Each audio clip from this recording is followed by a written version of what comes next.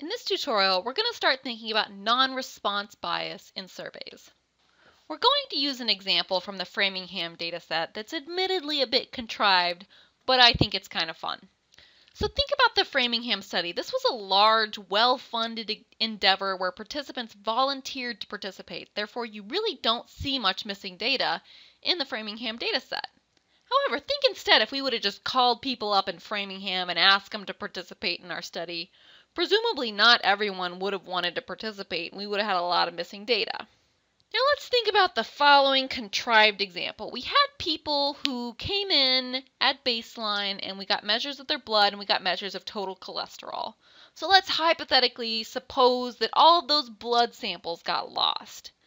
But the study investigator decided we don't really want to go in and measure the whole population again.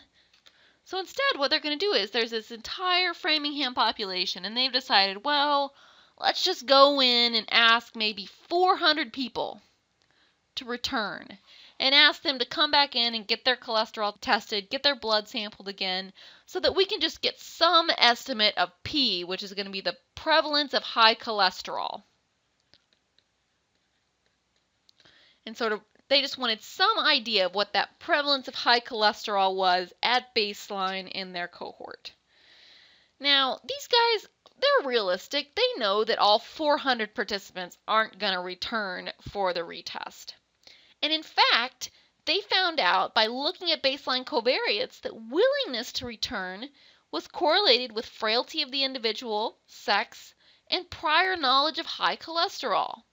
Therefore, because willingness to participate in this retest was correlated with high cholesterol, we would predict that if there's a lot of missing data, we're going to get a biased estimate of the prevalence of high cholesterol.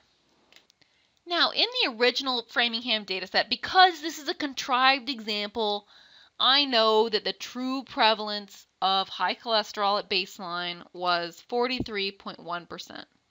where I'm defining high cholesterol as greater than 240 milligrams per deciliter. Now, we're going to go ahead and we're going to try to estimate P, though, using only the people who came back to retest, assuming that we didn't have this information, with 3 different scenarios. One, where we had a high response rate.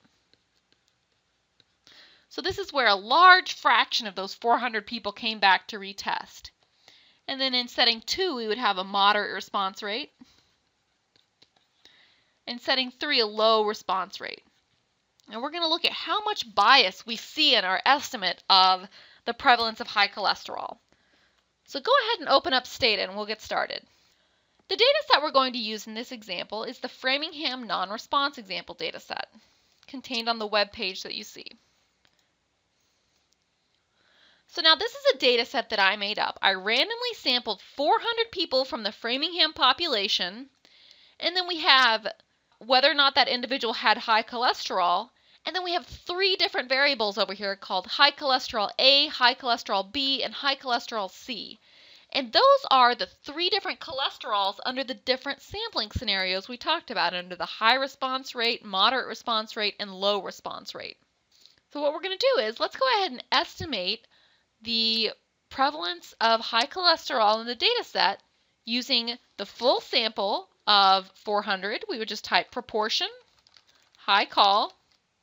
If everyone would have returned, we would have gotten an estimate of high cholesterol that is 45.75%. So that's the estimated proportion among the 400 people who returned. We have 400 observations here.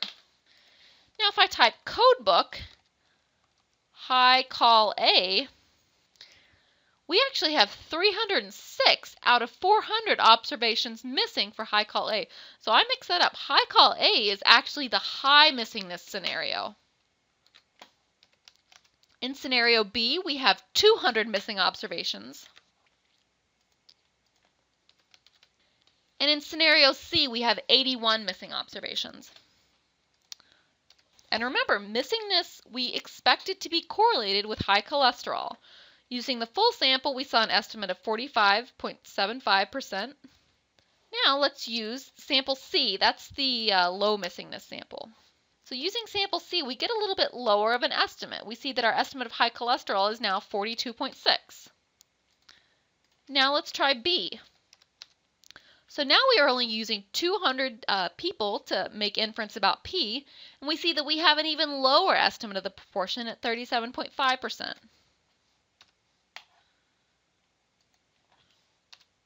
And last, in scenario A, where we only use 94 observations, so this would be hypothetically only 94 people returned to retest their cholesterol, we get a very low estimate of 30.8%.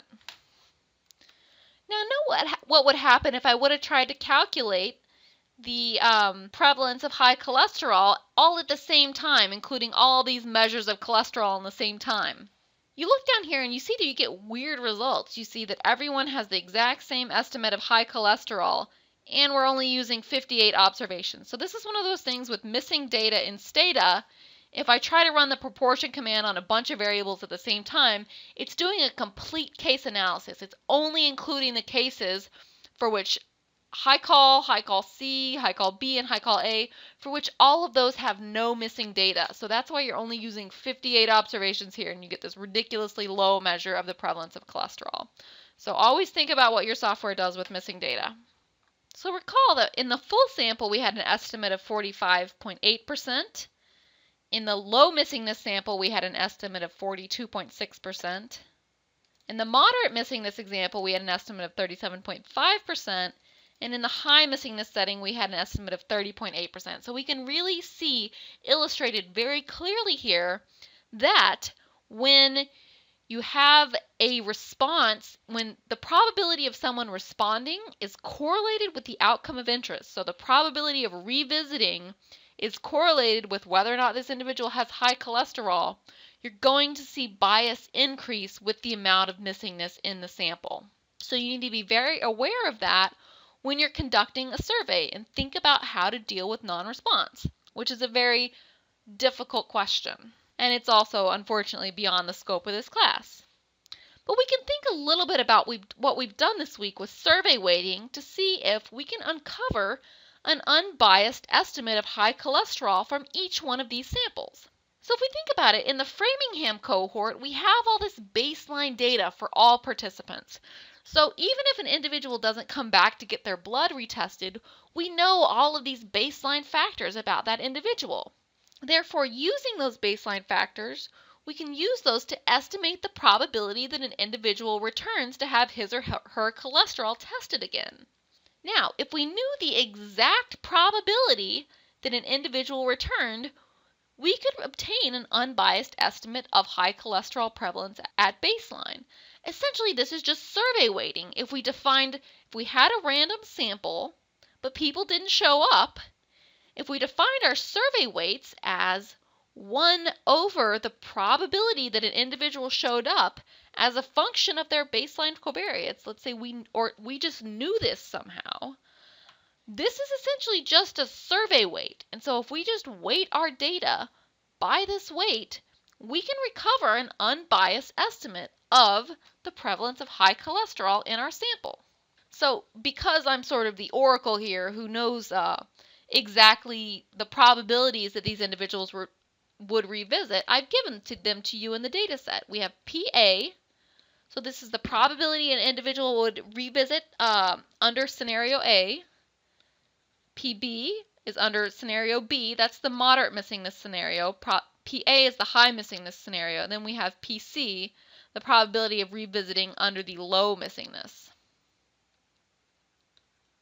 So now think about this. If we're weighting individuals by 1 over the probability that they return, the people who are less likely to return are going to get larger survey weights, and they're going to represent more people in our data. So these people who are less likely to return get more weight. So they're representing the people with high cholesterol or with a higher chance of having high cholesterol who just didn't show up. And that's really the basic idea of survey sampling, is that you want to make sure your sample is representative of the population. So in our analysis, we saw that in this really high missingness scenario, we underestimate high cholesterol prevalence because people with high cholesterol are less likely to show up. By using this weighting scheme, we're going to put more weight on the people who do show up, but we didn't expect them to show up, they're going to get more weight, and therefore we should be able to recover an unbiased estimate. So let's try it out. So first we need to generate our survey weights. We're going to type generate WA, our weight for scenario A, is equal to 1 divided by the probability that an individual shows up under scenario A. We see that there were 2 missing values generated when we do this, so we're actually going to drop those 2 values from analysis. So now we're only making inference using 398 people. Do the same thing for scenarios B and C. So once we've generated these weights, let's run the proportion command again. You could either survey set your data as we learned how to do previously, or you could just say proportion, high cholesterol A, and then in the brackets type in your probability weights. P weight equals WA. And you could do the same thing for scenarios B and C, and for the total population of 400. So let's look at what happens when we weight. So for the full sample of 400, we got an estimate of 45.7. For the low missingness scenario, we get an estimate of 45.3. Moderate missingness scenario, 45.1. High missingness scenario with only 92 observations, we get an estimate of 45.57, which is really, really close to the estimate we get if we would have had all 400 individuals available in our sample. So this is neat, right? As long as you define your weights correctly, you can recover an unbiased estimate of the prevalence of high cholesterol in your sample. We've essentially taken a very non-random sample A with a lot of missingness and a lot of informative missingness, and by defining weights correctly, we've made our sample essentially look like a simple random sample, like we have here in the sample of 400. So this is the whole idea of survey weighting, is to weight your sample such that it's representative of the entire population. Now, many methods have been developed to address survey non-response, such as multiple imputation or waiting for non-response, but as I said before, this is a very complex issue. It's beyond the scope of this course, unfortunately, but I recommend that you take some time to read about it if you're going to be conducting a survey yourself. Every method for handling non-response has limitations. Therefore, maximizing the response rate is always a great policy.